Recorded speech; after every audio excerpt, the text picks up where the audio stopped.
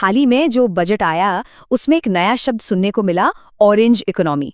और इसने ना सबका ध्यान अपनी तरफ खींचा है। तो सवाल ये है कि आखिर ये है क्या भला। चलिए आज इसी को समझते हैं। अच्छा, अगर मैं पूछूं कि क्रिएटिविटी यानी रचनात्मकता का रंग क्या होता है? सवाल सुनने में तो काफी सीधा साधा लगता है ना? पर इसका जवाब उतना सीधा है नहीं। और मजे की बात यह है कि इसका जवाब हमें एक बिल्कुल नए इकोनॉमिक कॉन्सेप्ट की तरफ ले जाता है। तो चलिए सबसे पहले ये समझते हैं कि आखिर ये ऑरेंज इकोनॉमी है क्या। इस नए और कह सकते हैं काफी रंगीन इकोनॉमिक आइडिया को डीकोड करते हैं। अगर एकदम आसान भाषा में कहूँ ना तो ऑरेंज इकोनॉमी का मतलब है अपने क्रिएटिव आइडियाज को पैसे में बदलना। बस मतलब वो सारी एक्टिविटीज जहां विचारों को कल्चरल गुड्स और सर्विसेज में बदला जाता है और जिनकी कीमत इंटेलेक्चुअल प्रॉपर्टी से तय होती है। ये टर्म दरअसल कोलंबिया के कुछ पूर्व नेताओं ने दिया था और उनका मकसद था कल्चरल प्रोडक्ट्स और सर्विसेज के जरिए इकोनॉमी को एक नया बूस्ट देना। अब ये सुनने में थोड़ा एब्स्ट्रैक्ट लग सकता है ना, पर असल में ये उन सभी क्रिएटिव इंडस्ट्रीज के बारे में है जिन्हें हम रोजमर्रा की जिंदगी में पसंद करते हैं। सोचिए, animation, visual effects, gaming, comics, फिल्में, टीवी, म्यूजिक, डिजाइन, फैशन, यहाँ तक कि जो बड़े बड़े लाइव इवेंट्स और फेस्टिवल्स होते हैं वो भी। और तो और हमारी जो कल्चरल हेरिटेज है, टूरिज्म है, ये सब मिलकर इस वाइब्रेंट ऑरेंज इकोनॉमी को बनाते हैं। इसे और अच्छे से समझने के लिए ये जानना दिलचस्प है कि इकोनॉमी के और भी कई रंग होते हैं। जैसे हम ग्रीन इकोनॉमी की बात करते हैं तो मतलब होता है सस्टेनेबिलिटी और पर्यावरण। ब्लू इकोनॉमी का मतलब है समुद्र से जुड़े रिसोर्सेज। ठीक वैसे ही ऑरेंज इकोनॉमी का पूरा फोकस क्रिएटिविटी और कल्चर पर है। ठीक है, ये तो समझ आ गया कि ऑरेंज इकोनॉमी क्या है, पर अब असली सवाल ये है कि अचानक से भारत के लिए ये इतनी जरूरी क्यों हो गई है। आखिर ये हमारे लिए मायने क्यों रखती है? चलिए इसके पीछे की वजहों को टटोलते हैं। सबसे पहली और सबसे बड़ी वजह है पैसा। भारत का जो क्रिएटिव इंडस्ट्री है ना, वो कोई छोटा मोटा सेक्टर नहीं है। ये पहले से ही $30 बिलियन की इंडस्ट्री है। जी हाँ, $30 बिलियन। ये एक बहुत बड़ी रकम है और ये दिखाती है कि इस सेक्टर में कितना दम है।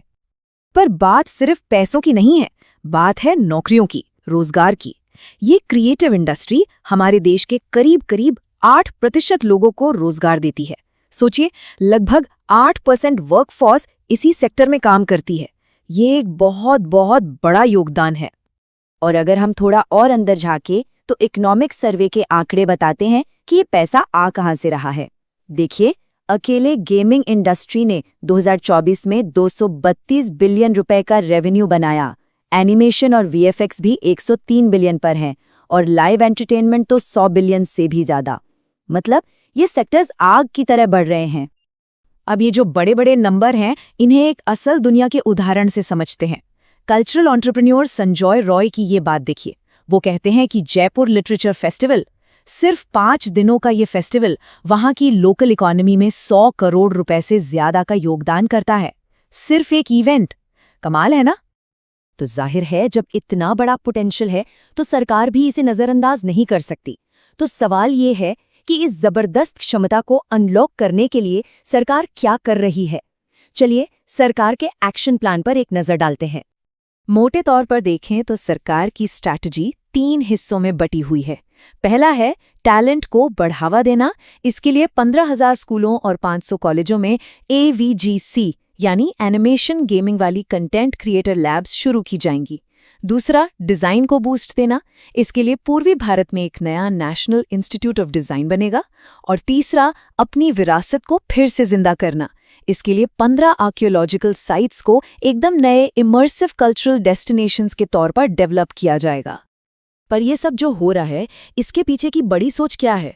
क्या ये सिर्फ हमारी इकोनॉमी के लिए है? नहीं, ये उससे कहीं बढ़कर है। असली लक्ष्य है भारत की क्रिएटिव सर्विसेज को एक्सपोर्ट करना और ग्लोबल स्टेज पर भारत की स्मार्ट पावर का इस्तेमाल करना। अब ये स्मार्ट पावर क्या है? ये है अपनी संस्कृति, अपनी क्रिएटिविटी के जरिए दुनिया पर अपनी एक छाप छोड़ना, अपना प्रभाव बढ़ाना।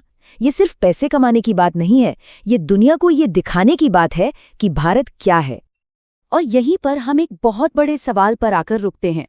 क्या भारत की क्रिएटिविटी, हमारी रचनात्मकता, हमारा अगला सबसे बड़ा ग्लोबल एक्सपोर्ट बन सकती है? जरा सोचिए, ये एक ऐसा पावरफुल आइडिया है जो हमारे देश की अर्थव्यवस्था को आने वाले कल में एक बिल्कुल नया और शायद एक ऑरेंज रंग दे सकता है।